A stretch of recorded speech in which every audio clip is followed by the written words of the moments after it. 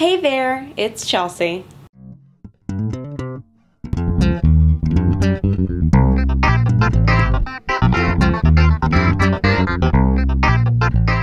So I want to make this video, first of all, to thank all of the wonderful, beautiful people who have already agreed to help or who have already interviewed. Something I'm finding out after talking to some of the people who I've interviewed and spoken with about the project, I perhaps need to give more context into why I am making this short film. So, that would require me telling my coming out story, which is difficult, something I've tried to do a few times.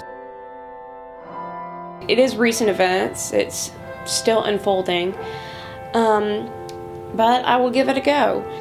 I'm going to split this up into two parts because in the first place it can be split up into two big parts, and also because of the nature of these types of videos, they tend to be lengthy, and so I'll split it up for any person who has ADD who just can't sit for that long. The first part I'm going to tell is the coming out to myself, which is a huge, huge step. A lot of people in their coming out stories talk about how they always felt different, they always knew they were different, or they always knew they were gay, or they knew they had a special thing with girls from a young age. I didn't have any of that. I was always that weird kid, that weird, funny kid, that strange. That was me. I was that strange, but sometimes funny kid. That was me. So I always felt different from everybody else in every way. So I didn't really have that one particular thing that was different. It was just all different. I have one brother, but I have 3 male cousins, and we're all very close in age. And our grandmother, she would keep all 6 of us at one time, because I have a sister too. And so I was always very used to being around boys, and I felt very comfortable. So growing up, I never felt like, oh, I don't want to be around boys at all. If anything, I felt more comfortable around boys. Like, well, also I went to middle school in a really cliquey Catholic middle school, and so I always found other girls really intimidating and scary. And I always found it way easier to make friendships with guys because they weren't intimidating to me. It was in high school whenever I really saw my first lesbians, and they were all kind of, you know, stereotypical, kind of masculine. A lot of them had family problems and would skip school and, you know, do things like that. One person who I know, she ended up running off with her girlfriend at the end of like her sophomore year of high school. So that's kind of the idea that I got, which is stupid that that's the idea that I had in my head, but in my mind, being gay wasn't just liking girls. There were all these other factors that fit into that identity. So I never worried about myself because, you know, never been abused, family's still together, great family life, no problems, no need for rebellion, nothing like that. So I didn't worry about it. In high school, it was always easier for me to become friends with guys because girls were just really intimidating. And so I had a lot of guy friends. A lot of them were gay. And I did have some close friendships with girls, and they all kind of look like this.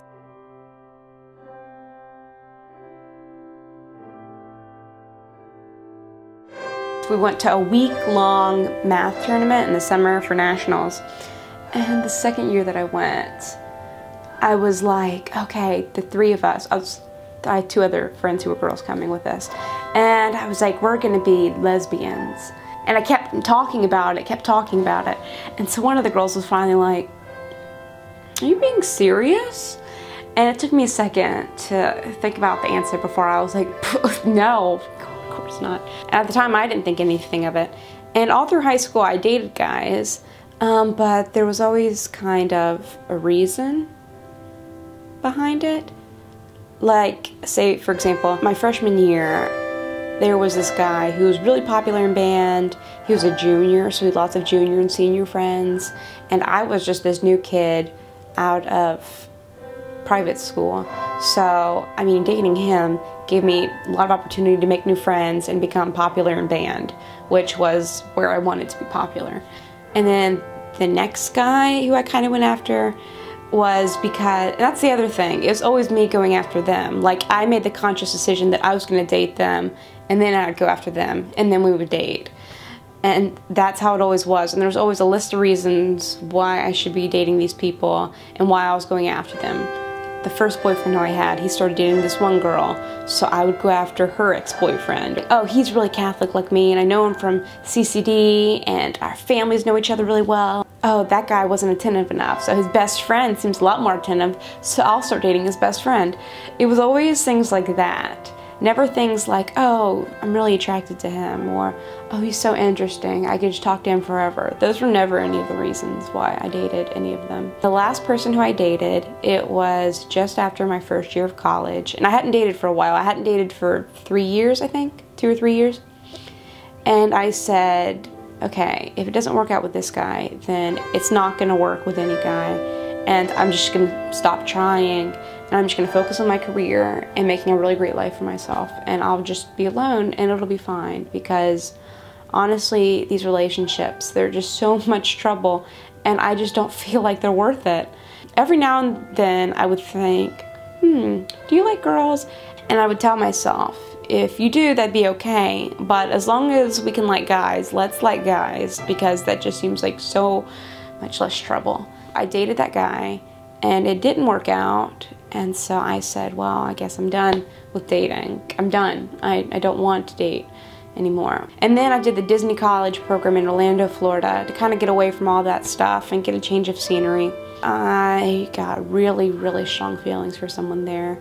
And she was a woman. And she was not someone who, you know, was on my list of, oh, they're good for me because of this and this. The list was not there. There was no reason why I should have fallen for this person.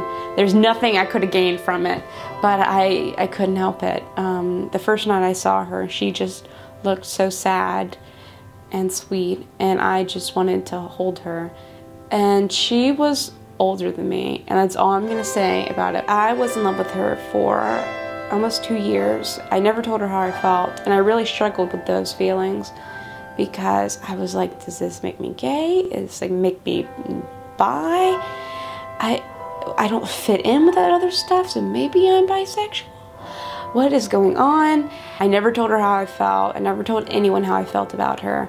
I thought about her a lot. I wrote about her a lot. For my advanced composition class that I was taking, I wrote a short story about her, but I changed the character who was supposed to represent me to a guy so that, you know, it's just fiction, no one will ever know. And then I left Disney World after almost 2 years of working there, and I went back to my hometown, worked for a little bit, wasn't happy at all, and then I went to graduate school because what else am I supposed to do? I have one of my best friends who I still talk to all the time, and we go on trips together and stuff, and he introduced me to Reddit.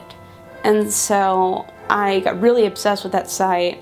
And my first semester of graduate school, I only had 3 classes and I didn't have a GA. And 2 of the 3 classes, they were like graduate, undergraduate class, which is easier than a strictly graduate level class. So I had a much easier schedule. So I was just on Reddit all the time. The thing about it was though, I never clicked on YouTube links because I didn't want it to pop up and then someone else hear what's going on. But one day, I was just at home all by myself, and I saw this link that was like, lesbian hilariously explains why she dresses the way she dresses. And I, you know, looked around, no one was around, and, you know, just the word lesbian, I was like, oh, I kind of want to see what this is. So I clicked on the link, and it brought me to Heart's watermelon video, which was so funny. And so I started watching more of her videos and more of her videos.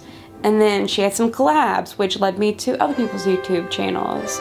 And I had to do it very slowly because I didn't want anyone to, I don't know, borrow my computer, go into YouTube, and see the recommended videos for me and figure out what I was watching. So I, you know, would watch one at a time in between a bunch of Korean music videos. But then when I finally went to South Korea for July, the entire month of July, that's when I really started watching a lot of the videos. And that was whenever I was like, okay, these girls are just normal like me. They don't fit into all that other stuff that I thought they needed to fit into. They're just normal, happy girls. They're beautiful. They're intelligent. They're well-spoken. They are just normal girls who just happen to like girls. And that was whenever I realized the only requirement for being gay is that you like other girls. That's it. You don't have to fit into anything else, which is stupid that I was 22 years old when I figured that out, but it's true. It was whenever I was in South Korea that I decided, this is it. I'm sure this is right.